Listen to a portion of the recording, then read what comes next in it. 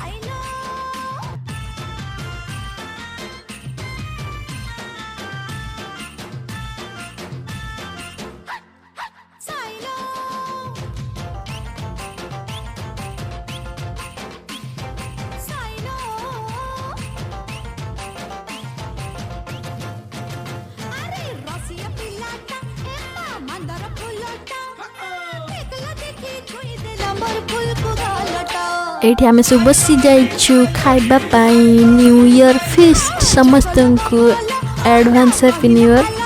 आउ मोटा भी न्यू इयर पर अपलोड करी वीडियोटा कहीं ना टिके एडिट करिया पड़ियो। ओह वाह वाह बेटा वाह।